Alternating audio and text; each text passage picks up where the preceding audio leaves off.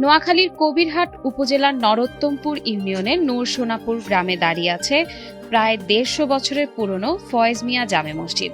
মোঘল স্থাপত্য শৈলীর আদলে নির্মিত এই মসজিদটি আজও ইতিহাস ও ঐতিহ্যের সাক্ষী হয়ে টিকে আছে। স্থানীয়দের তথ্য অনুযায়ী বাংলা ১২৭৩ সালের ৭ জ্যৈষ্ঠ মৃত্যুর আগে মসজিদ নির্মাণের ইচ্ছা প্রকাশ করেন মরহুম মোহাম্মদ মুজাফফর ভূঁইয়া। সেদিন রাতেই তিনি মারা যান। পরে তার ছেলে মোহাম্মদ ফয়েজ মিয়া ১২৮৭ সালে মসজিদের নির্মাণ কাজ শুরু করে ১২৯৮ সালে শেষ করেন। তার নামানুসারেই মসজিদটির নামকরণ করা হয় ফয়েজ মিয়া জামে মসজিদ।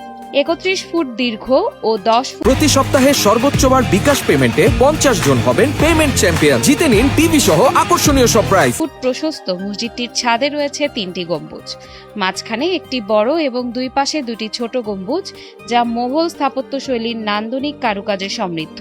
সামনের দিকে রয়েছে ৩টি প্রবেশদ্বার। ৪ ফুট পুরু দেয়ালে খোদাই করা রয়েছে বিভিন্ন অলঙ্করণ। পশ্চিম দেয়ালে রয়েছে একটি বড় ও দুটি ছোট মেহরাব। ১২টি পিলার ও দুটি খিলানের ওপর দাঁড়িয়ে থাকা মসজিদটির চারপাশে রয়েছে ছোট বড় একাধিক মিনার। এখানকার নান্দনিক নির্মাণশৈলী ও শান্ত পরিবেশ মুসল্লিদের কাছে বিশেষভাবে আকর্ষণীয়। মসজিদটা আমরা যা ডকুমেন্ট পাইছি ১৮৮৬ খ্রিস্টাব্দে এটা প্রতিষ্ঠিত ফয়েজ মিয়া। ফয়েজ মিয়ার বাবার নাম হচ্ছে মুজাফফর ভূঁইয়া। উনি এটা প্রতিষ্ঠিত করছে। তখন তো আমরা তো অনেক হিস্ট্রি জানি না বা অনেক কিছু করতে পারবো না। যা জানি যে উনি এখানে আসার পরে মসজিদ যখন প্রতিষ্ঠিত আরম্ভ হয়েছে তখন উনি এখানে একটা কাঁঠালের ছাড়া মানে আর কি বিসি লাগাইছিল আর কি। এই বিসি যত বড় হয়েছে আবার বড় হয়ে আবার এখানে মানে এটা গাছে পাকছে। তারপরে মেস্তুরিরা গেছে এখান থেকে ১০-১২ বছর যা লাগছে আর কি। এতটুকু আমরা জানি, আমরা এটা পরে ইতিহাস জানি। এই মসজিদ অনেক আগের, অনেক পুরানো। আমাদের এই সমাজে অনেক লোক বসবাস করছে। আমরা সবাই এই মসজিদে নামাজ পড়ে শান্তি পাই। এটা আল্লাহর এমন এক মসজিদ তৈয়ার করে গেছে, যিনি তৈয়ার করে গেছে ওনাকে আল্লাহ ব্যস্ত নসিব করক। এই মসজিদে যে খাস নিয়ে ২ রাকাত নফল নামাজ পড়ে আল্লাহর কাছে যা চাইবে তাই পাই। এটা আমি নিজেও পেয়েছি। কিন্তু এখন মসজিদে একটা সামান্য সংস্কারের প্রয়োজন। আগে যেটা আছে এটা থাকবে, সামনে একটা বাড়তি তো অর্থনৈতিক একটা সামান্য সংকট। এটা আমরা সরকারের কাছে অনুরোধ আহ্বান জানাবো যেন এটার আমাদেরকে আকারটা একটু বৃদ্ধি করে দেয়। স্থানীয়দের অভিযোগ, দীর্ঘদিন ধরে সংস্কারের অভাবে মসজিদের বিভিন্ন অংশ ক্ষয়প্রাপ্ত হচ্ছে। নামাজের সময় জায়গার সংকটও দেখা দেয়। তাই মূল স্থাপনার ঐতিহ্য অক্ষুণ্ণ রেখে সামনের অংশ সম্প্রসারণ এবং দ্রুত সংস্কারের দাবি জানিয়েছেন তারা। পাশাপাশি মসজিদটিকে প্রত্নতত্ত্ব অধিদপ্তরের আওতায় এনে সংরক্ষণের উদ্যোগ নেওয়ার আহ্বান জানান এলাকাবাসী। আমি আসলে এই মসজিদের একজন ইমাম সাহেব হিসেবে দায়িত্ব পালন করছি আজকে এই ২ বছর যাবৎ। তো আসলে অনেকগুলো এখানে নামাজ যেহেতু পড়াচ্ছি, অনেকগুলো বিষয় আমার অনুধাবন হচ্ছে। এই মসজিদটা অনেক পুরাতন, আমরা জেনে আসছি, ইতিহাসগুলো জানি, অনেকের কাছ থেকে শুনি, এলাকায় যারা মুরব্বী আছেন ওনাদের কাছ থেকে ইতিহাসগুলো শুনি। এখন মসজিদের আপনারা দেখতে পাচ্ছেন মসজিদের যেই প্রস্তরটা, তারপরে মসজিদের ফলাস্টার, এগুলো দিন দিন কেমন যেন খসে খসে পড়ে যাচ্ছে। ভিতরে নামাজ পড়া অবস্থায়, আমরা যখন নামাজে দাঁড়ানো অবস্থায় আমাদের গায়ের উপর অনেকগুলো প্লাস্টার খসে খসে পড়ে যাচ্ছে। তো এই অসুবিধাগুলো আমরা আসলে প্লেস করছি। তো আমরা আশাবাদী, সকলের কাছে আশাবাদী, বিশেষ করে মাননীয় প্রধানমন্ত্রীর কাছে আশাবাদী এবং আমাদের এই আসনের যিনি সংসদ সদস্য আছেন সম্মানিত, ওনার কাছে আশা করব আমাদের এই মসজিদ যাতে করে এমনভাবে সংস্কার হয় যে আমাদের এই মসজিদের ঐতিহ্য, ইতিহাস যেগুলো, এগুলো অটুট থাকে। আমি এই মসজিদের সভাপতি আচ্ছা অনেক দিন যাবৎ।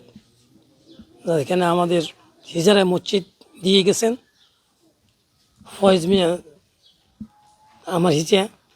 উনি মুরব্বী, ওনার উনি জিনিস তৈরি করে গেছেন আজকে অনেক বছর। ১২৭২ সালে এই মসজিদ তৈরি করে গেছেন। যাকে আমরা এই মসজিদটা আমরা ধরে রাখার জন্য আজ অনেক দিন মসজিদের বহুত কষ্ট হইতেছে মুসলমান নামাজ পড়ার জন্য, কিন্তু মসজিদ সংস্কারের জন্য আমরা অনেক চেষ্টা করতেছি এবং আমরা চাই আমরা সরকারের থেকে আমরা কিছু অনুদান যেন পাই। ইট, বালু, চুন ও সুরকির সমন্বয়ে নির্মিত এই ঐতিহাসিক মসজিদটি সময়ের প্রয়োজনে কয়েকবার সংস্কার করা হলেও এর মূল স্থাপত্য এখনো অনেকটাই অক্ষত রয়েছে। স্থানীয়রা জানান, মসজিদটিকে প্রত্নতাত্ত্বিক স্থাপনা হিসেবে অন্তর্ভুক্ত করতে জেলা প্রশাসকের কার্যালয়ে একাধিকবার আবেদন করা হয়েছে, তবে এখনো এ বিষয়ে কোনো চূড়ান্ত সিদ্ধান্ত হয়নি। আসলে আমরা চাচ্ছি, আমাদের এই মসজিদটা তো অনেক পুরানো, এটা আমরা ছোটকাল থেকে, আমার বয়স যতটুকু হয়েছে তারপর থেকে আমরা এখানে নামাজ পড়ি।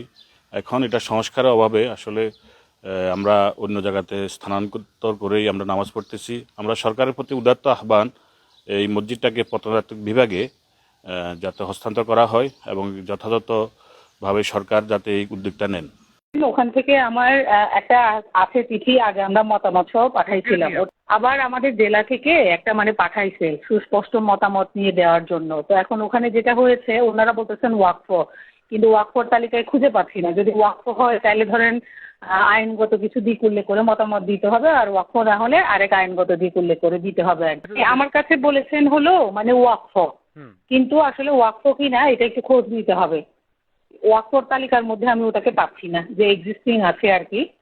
ওনাদেরকে আমি আসলে ডাকবো, আরো কাগজপত্র সহ আমি নিজেও যাব। আজকে তো মিটিং আছে আমার, এই এমপি স্যারও আসবে, কৃষির একটা প্রোগ্রাম আছে, দেখা যাক এই সপ্তাহের মধ্যে কোনো একদিন আমি গিয়ে আসবো।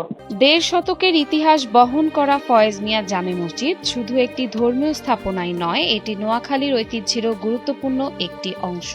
তাই মসজিদটির মূল স্থাপত্য সংরক্ষণ, প্রয়োজনীয় সংস্কার এবং প্রত্নতত্ত্ব অধিদপ্তরের আওতায় এনে ভবিষ্যৎ প্রজন্মের জন্য এর ইতিহাস ও ঐতিহ্য রক্ষায় দ্রুত কার্যকর উদ্যোগ নেওয়ার দাবি জানিয়েছেন স্থানীয় বাসিন্দারা।